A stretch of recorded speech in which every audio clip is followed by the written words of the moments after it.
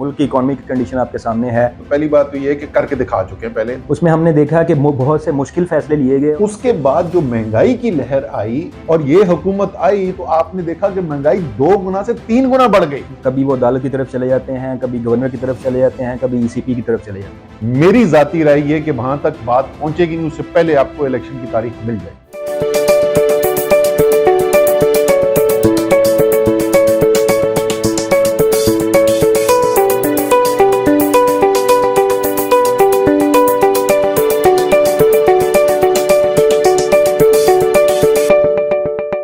अस्सलाम वालेकुम, मैं हूं जाहिद और आप देख रहे हैं बैठक। हमारे साथ आज स्पेशल प्रोग्राम में मौजूद हैं असद उमर साहब और इनके पास टाइम बहुत कम है। असद साहब बहुत शुक्रिया आपका, थैंक यू वेरी मच। हम आपसे रिलेटेड ही सवाल करेंगे। सबसे पहले ये बताइए कि मुल्क की इकॉनमी की कंडीशन आपके सामने है और नून लीग स्पेशली इसहाक डार साहब जब आए हैं तो डॉलर को कंट्रोल करते करते उन्होंने पूरी इकॉनमी तबाह कर दी है।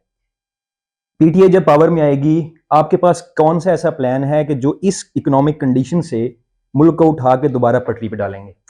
अच्छा, पहली चीज तो आप अगर माजी उठा के देख लें तो पिछली दफा भी जब हुकूमत आई थी तो पाकिस्तान की तारीख का बदतरीन बैरूनी बहरान था। उधर से निकाला ना, उसके बाद कोविड आया और उसके बावजूद जिस वक्त हुकूमत खत्म हुई तो 6% इकॉनमी ग्रो कर रही थी, एक्सपोर्ट्स ग्रो कर रही थी, रेमिटेंसेस ग्रो कर रही थी, 12% से बड़ी सनतें ग्रो कर रही थी, ज़राअत में 5 में से 4 बड़ी फसलों की रिकॉर्ड प्रोडक्शन हो रही थी। तो आपको चारों तरफ आईटी की ग्रोथ हो रही थी, चारों तरफ आपको ग्रोथ नजर आ रही थी। तो पहली बात तो ये है कि करके दिखा चुके हैं पहले। दूसरी बात ये है कि देखें इस वक्त जहां पर ये लेकर आगे ना मईशत को, जिस खाई के अंदर उन्होंने गिरा दिया है, यहां से पाकिस्तान बगैर अपने बैरूनी कर्जों की रिस्ट्रक्चरिंग के निकल नहीं सकता। बैरूनी कर्जों की रिस्ट्रक्चरिंग के लिए जब आप जाएंगे तो सामने आपके कर्जदार जो बैठा होगा वो बोलेगा कि अच्छा ये बताओ कि तुम क्या बुनियादी इस्लाहात करोगे कि जिसकी वजह से 5 साल बाद तुम दोबारा इधर ना बैठे हो मेरे पास और फिर दोबारा ना कह रहे हो कि यार ये तुमसे कर्जे नहीं वापस किए जाते।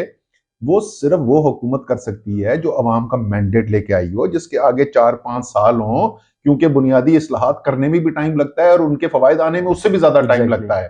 तो इसलिए हम जो पिट गए हैं 10 महीने से बोल बोल के, जब तक आप एक नया इलेक्शन नहीं कराएंगे, एक फ्रेश मैंडेट नहीं देंगे, तो आप इस इकोनॉमिक जो प्रॉब्लम है, जो माशी बहरान है, इसके अंदर मजीद धंसते ही चले जाएंगे। मैं टेक्निकल डिटेल्स हट के बात करूं, मोटी बात जो है वो इतनी सादा सी ये बात है। और 18 में जब पीटीआई आई थी उसके बाद आप लोगों ने इकोनॉमिक जो रिस्ट्रक्चरिंग की थी उसमें हमने देखा कि बहुत से मुश्किल फैसले लिए गए और आपने सबसे पहले स्टार्ट किया और उसके बाद इन्फ्लेशन थोड़ी सी आई, जिसमें आप आवाम को समझाते भी रहे कि ये बहुत ज़रूरी है।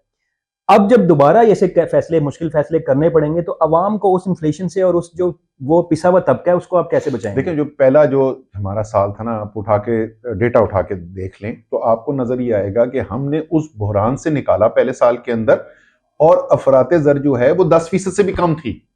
उस वक्त नहीं महंगाई आई, हमने तो कुल डॉलर का जो ड्रॉप है, पहले 8 महीने जो हमारे थे उसमें कुल 15 रुपए सिर्फ डॉलर का ड्रॉप आया था, यहाँ पे 90 रुपए डॉलर का ड्रॉप आ चुका है। इसी तरीके से यहाँ पे अफराते ज़र जो भी 38% पे पहुंची हुई है, ये 10% से भी कम थी। उसके बाद जो महंगाई की लहर आई, कोविड के बाद दुनिया के अंदर सप्लाई चेन डिसरप्शंस हुई, उसकी वजह से आलमी मंडियों के अंदर कमोडिटीज की, अशिया की कीमतों के अंदर तेजी से इजाफा हुआ और वो इंपैक्ट जो है पाकिस्तान के ऊपर भी आया।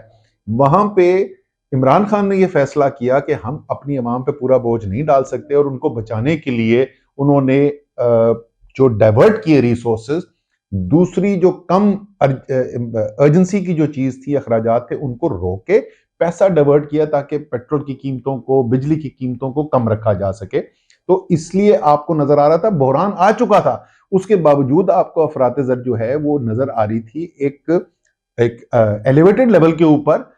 लेकिन जिस वक्त वो इमरान खान का प्रोटेक्शन ऊपर से हटी और ये हुकूमत आई तो आपने देखा कि महंगाई 2 गुना से 3 गुना बढ़ गई। तो वो ये जो फर्क आपको नजर आ रहा है ना, ये वो प्रोटेक्शन प्रोवाइड की हुई थी इमरान खान ने, जो अब खत्म हो गई। अच्छा, आखिरी सवाल मुझे ये बताएं सर कि ईसीपी और गवर्नर्स एक दूसरे पे डालते जा रहे हैं इलेक्शन, कभी वो अदालत की तरफ चले जाते हैं, कभी गवर्नर की तरफ चले जाते हैं, कभी ईसीपी की तरफ चले जाते हैं। ये जो खेल हो रहा है, इस सारे खेल में जेल भरो तहरीक का भी आगाज कर दिया गया है। तो हाउ डू यू सी कि आप जो नियर फ्यूचर है उसमें इलेक्शन को कैसे देखते हैं? इलेक्शन होंगे, नहीं होंगे, और जेल भरो तहरीक कैसे कामयाब होगी? देखें, एक तो हमारी सुप्रीम कोर्ट का पिटिशन जो है वो भी फाइल हो रही है, और सुप्रीम कोर्ट के आपने रिमार्क्स भी पिछले हफ्ते देख लिए। एक और केस चल रहा था, उसके अंदर जो है सुप्रीम कोर्ट ने भी दो टोक अल्फाज में कहा कि 90 दिन के अंदर अंदर इलेक्शन कराना ही कराना है, ये आईनी जिम्मेदारी है। साथ ही स्पीकर पंजाब असेंबली से ने खत लिखा है सदर पाकिस्तान को, और उनको पॉइंट आउट किया है, बिकॉज इलेक्शन कमीशन पाकिस्तान एक आईनी इदारा है, और सदर पाकिस्तान जो है वो पाकिस्तान के आइन के मुताबिक रियासत पाकिस्तान के सरबराह हैं, सबसे बड़े आईनी ओहदे पे बैठे हुए। तो इसलिए उनसे भी अपील की है कि इलेक्शन कमीशन जो है अपनी आईनी जिम्मेदारी पूरी नहीं कर रहा, और आपके पास इलेक्शन एक्ट 2017 के तहत जो 57(1) में पावर मौजूद है तारीख देने की, आप तारीख दें। तो मेरे ख्याल में अगले चंद दिनों के अंदर इंशाअल्लाह ताला आपको इलेक्शन के तारीख का ऐलान नजर आएगा, या वो सुप्रीम कोर्ट से होगा या सदर पाकिस्तान से होगा। इसी तरीके से पेशावर हाई कोर्ट में भी पीर के दिन जो है वो लगा हुआ है केस। तो इंशाअल्लाह ताला हम इलेक्शन की तरफ जाएंगे।